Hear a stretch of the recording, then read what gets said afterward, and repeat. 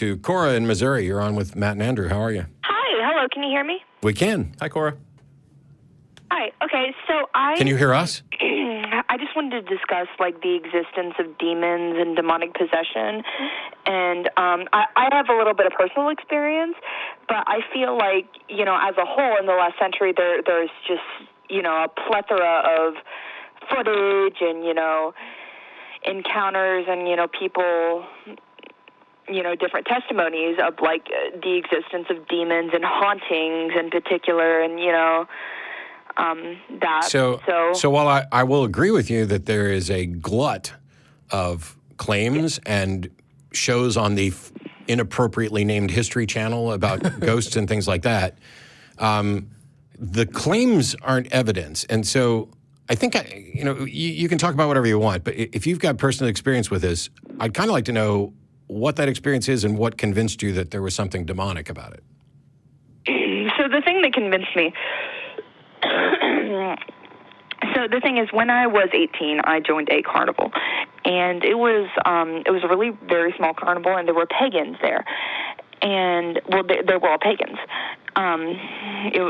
So this one man said that, like, basically there was a couple of guys. There was this one who was like could like see the future or whatever, and there was this other guy who claimed he was a male demon who was like, I am a demon in human form, and that was whatever. But I would agree. Like, what? We're in complete agreement. Yes, that was whatever. whatever.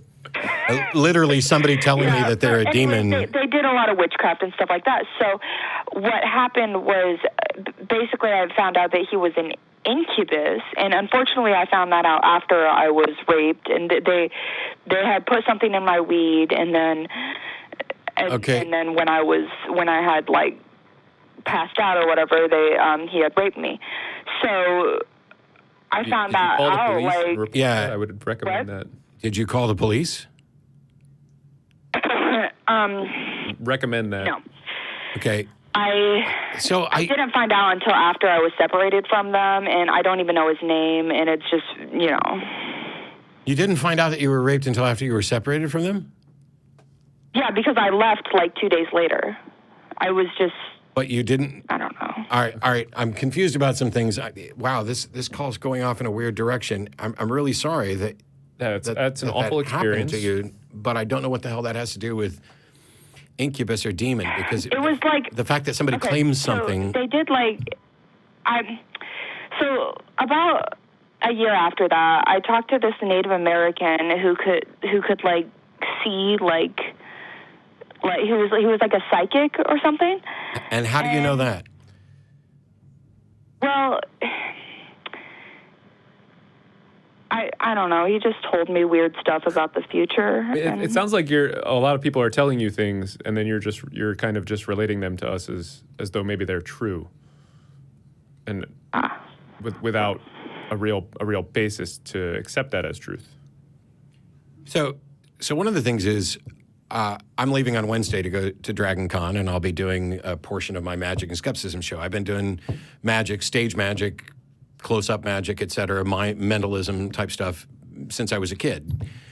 I can easily, and I'm not even remotely among the best on the planet, I know tons of magicians who can emulate the things and often do it better than the people who are claiming psychic abilities do. So when somebody tells you that they can see the future, how do you determine that they have a psychic ability?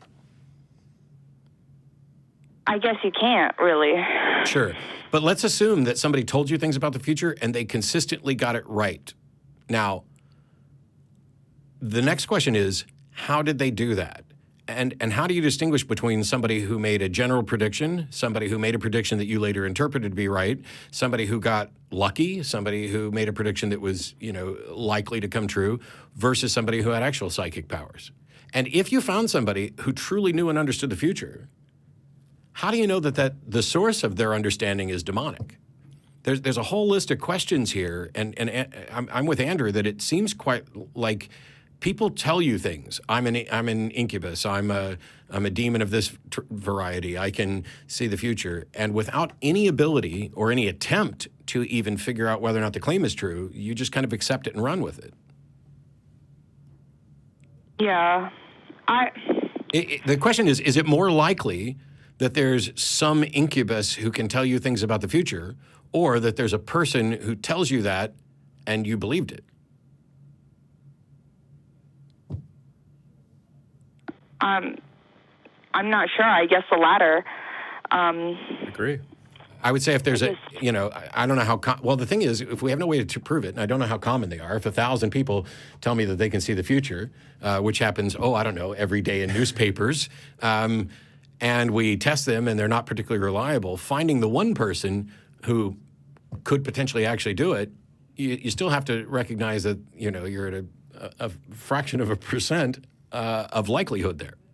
And the problem is the entire history of the world, we've never confirmed any sort of supernatural interaction or existence or behavior. The James Randi Educational Foundation for years had $1 million prize to anybody who could demonstrate any sort of supernatural ability or anything else, and nobody ever passed even the preliminary examination.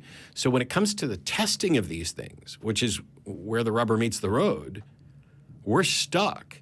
And while I know that, I don't mean to gloss this over and turn it into an intellectual exercise, because we're talking with someone who was raped.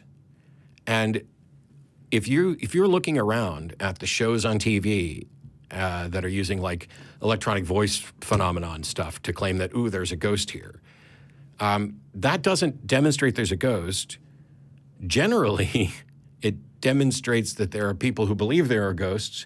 And on some occasions, it demonstrates that there are people who are willing to pretend and lie in order to convince others. Because reality TV is almost entirely fake and crap. And that would include, I would argue, the various ghost hunter things which have been debunked over and over again. That doesn't mean there aren't ghosts. It doesn't mean there aren't demons. It just means that we don't have any ability to confirm that.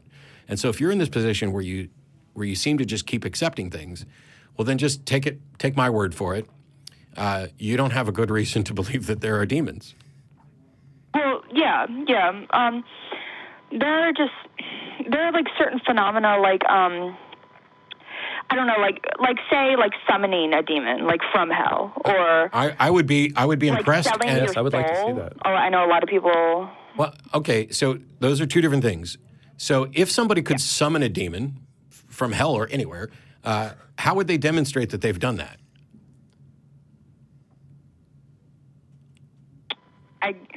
I guess like the possession and like the. How do you tell whether somebody's actually possessed or whether somebody is faking it or has a mental health condition? Because for years, I'm getting ready to do a couple videos on religion and the mental health, and one of them is going to address the fact that the church basically wrote off what we know now to be schizophrenia and other mental conditions as if it was demonic possession, and that's what people believed until we had a better understanding of the way the mind works. So you talked about two different things, summoning a demon, possession, etc. And I'm not saying that those things aren't true. I'm just asking, how could we possibly ever test for that? And if we can't test for it, wouldn't it be a mistake to believe that it's true before we could? Yeah. Well, I think the thing that fuels a lot of the witchcraft and religion, I think that what fuels it is it's fear-based. I agree. Yes. People fear demons. People fear hell. People fear Death. Satan. I'm sorry. Can you still hear me? Yes. Okay. Yeah. It all seems to be fear-based for me, and that for me, as far as religion goes and demons and all of that, it is really very much fear-based as on a because my family is religious, and it's just I don't know. I feel like that. It's frustrating. You're in a world. Go ahead. I was just gonna say, you feel like you believe in demons because you're afraid of what?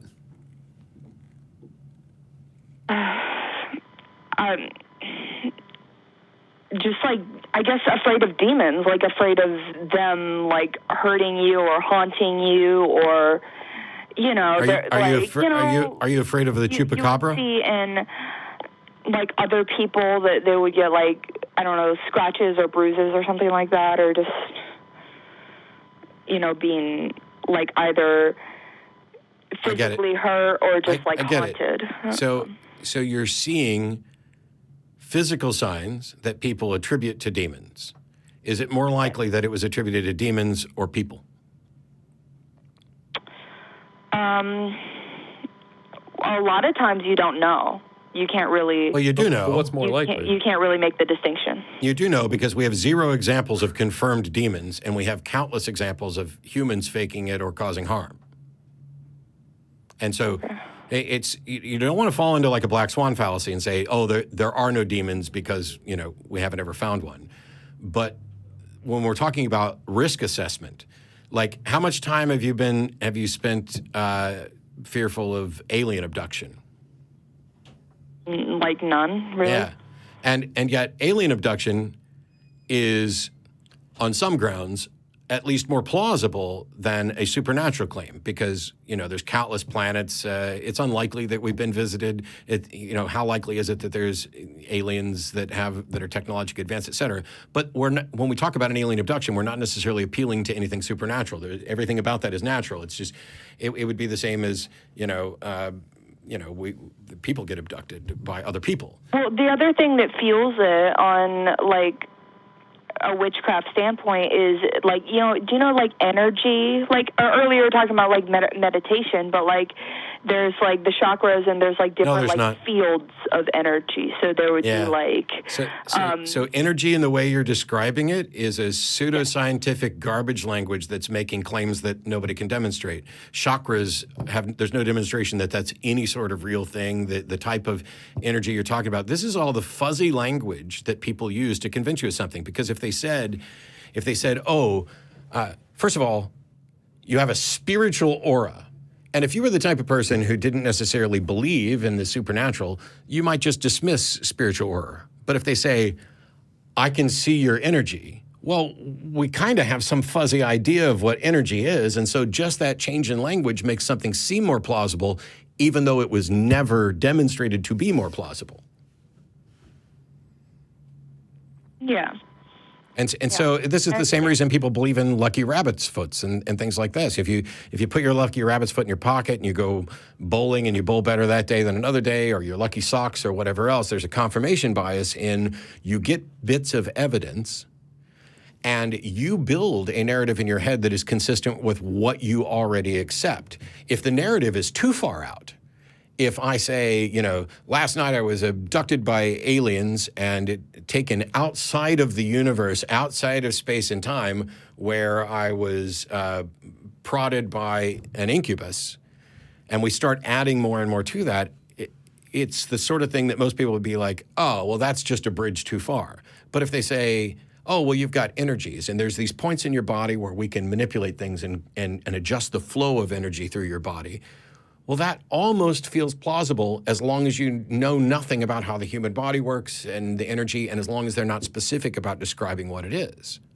This is how pseudoscience draws people in to where people are going to wear a crystal around their neck and, you know, go to a reflexologist or whatever in order to align things and do things. And it's because we're all ignorant about a great many things. The world has too much stuff for us to ever know and understand, and we're surrounded by people who appear to understand things better than we do. So I take it you're not a believer in the crystal magic as far as? No, or any magic or anything supernatural or anything pseudoscientific. Okay. I did once hiking in Sedona, where they have these energy vortices, come across a couple doing yoga naked to take advantage of the energy vortex. That's called sex. Yeah, it was. Okay, That's what I sex. was getting at. Okay. Yeah. I wish I was there. I mean, out in the energy vortex. They were energetic. I mean, they were. It was. You know. I think probably the one takeaway, Cora, is that we're not saying that these things aren't necessarily true. It's that there's been no demonstration of it, and there doesn't seem to be any ability to test it. And the language that they use to describe these things is all dependent on what may intuitively feel to people as if it were real without any demonstration that it is. Deliberately vague. Yeah. It's like, have you ever watched, like, John Edwards, who's the biggest douche in the universe? The guy who claims to be able to speak to the dead? One of many. Have you ever seen any of those? Yeah, I'm familiar with mediums. Yeah. So if you watch mediums, and you don't just have to watch their show, like you don't have to watch Long Island Medium because that's fake reality TV anyway, whether she has any abilities or not.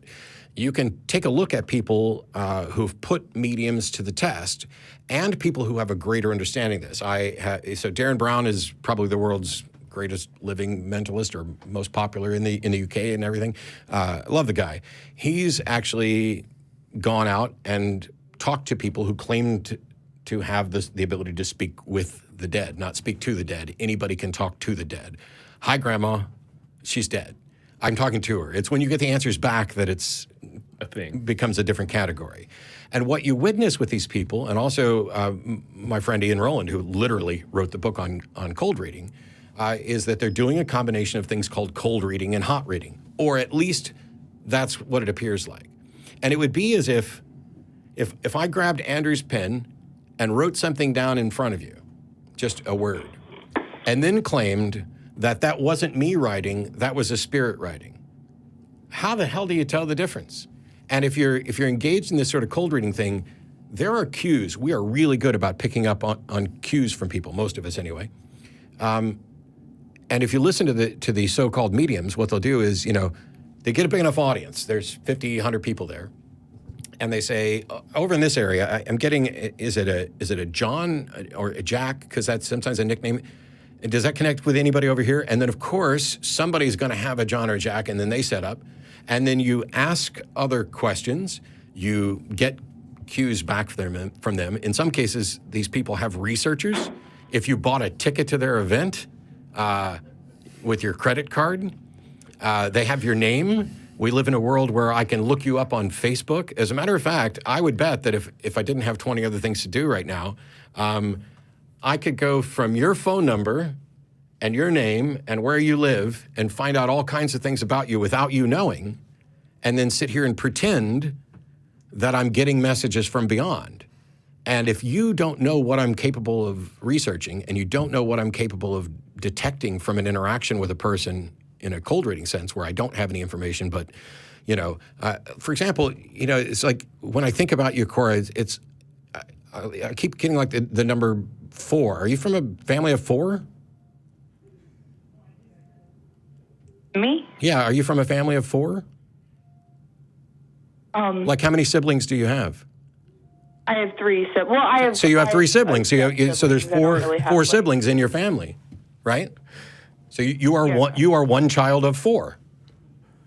Now, Yes. if I told you that your grandmother, your great-grandmother, it's either your grandmother or your great-grandmother is coming through to me right now. Has your grandmother or great-grandmother, have they passed? Are they deceased now? I mean, yeah, they're because. And that's completely unimpressive because that's going to be true for most people's great-grandparents in many cases. And so if I played that up and said, they're talking about the 4 of you, like, did you have a grandmother that would sit there and like try to play with all 4 of you at the same time rather than picking out a favorite type thing? Was that? Yeah, So, I understand because that. I am literally making all of this shit up off the top of my head, Cora, and that is what is happening in a number of other things. There's things like Barnum statements that generally apply to everybody. But if I was a douche and wanted to make money and convince people that I could give them information about their lives, putting those facts together instead of it being on the Atheist Experience show, if we were in a different setting, if we were, at a carnival tent and I had decorations around and a crystal ball and started telling you this stuff, you are the type of person who would be tempted to believe, if not actively, immediately believe, that I have some powers that I don't have. All right.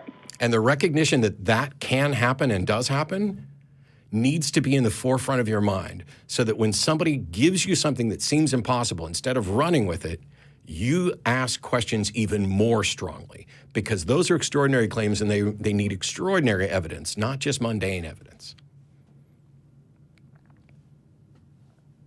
Okay. Well, thank you so much for explaining this all to me, because I think I think I really was kind of like vulnerable to like believing that out of like one, the fear, and also the we all what are. you said.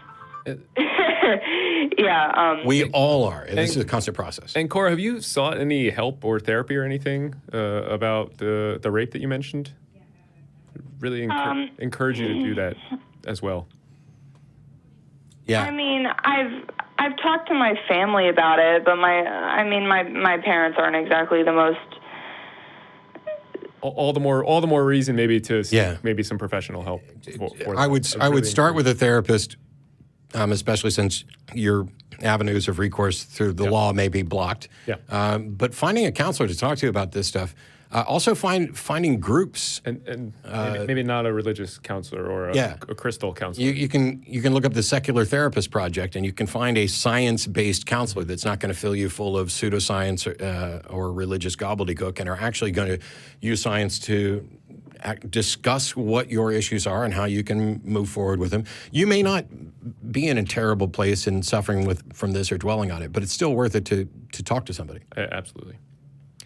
Yeah, thank you. Yeah, because I've sought out like 3 different psychics in the past like 6 months. Yeah, not a psychic. Don't go to psychics. Definitely not a psychic. Go to psychologists. Yeah, definitely not a psychic. And psychiatrists. Yeah. They won't. They seriously will not help you. They will take your money. Yeah, and there are among those psychics that you're going to find, they run, in many cases, countless scams. And one of the most common ones, or one of the most known ones, I suppose, is telling you that the things that are going wrong in your life are because of a curse. And in many cases, they'll get you to bring in some money, which they're not going to keep that money. We are going to, this is money that we need to destroy and get rid of, along with maybe a family heirloom. Like if you've got your grandmother's engagement ring and stuff, you can bring that. We'll wrap the money and stuff up in a cloth. We will then light some candles and sage and burn it around it, and we will try to remove the demonic energies, and then we will take that money, you and I together, and we will burn it and bury the remains of it. And what you don't know is that the thing that you burn is not the big wad of cash that you gave them, because that's going directly into their cocaine habit or whatever it is that they're doing. Yeah, secular, professional, licensed counselor. I'd look up the Secular Therapist Project and see if you can find somebody to talk to about that. And also I'd see if you can find a local skeptics group, a free thought group, where you can talk with other people who aren't going to make you feel stupid. Anybody who tries to pretend like, oh, well, you're just stupid or you're just gullible. Based on things you described here, gullible may be an attribute that fits what you've done, but it doesn't fit who you are any more than anybody else on the planet. The second you think you can't be fooled, it's too late. And if there's no better lesson to teach with magic about ethics and what some con artists and scam artists are doing, it's this recognition that everybody can be fooled.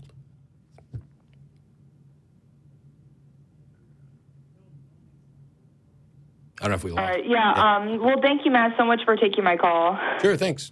Tell your 3 other siblings I said hello. On that note, we have like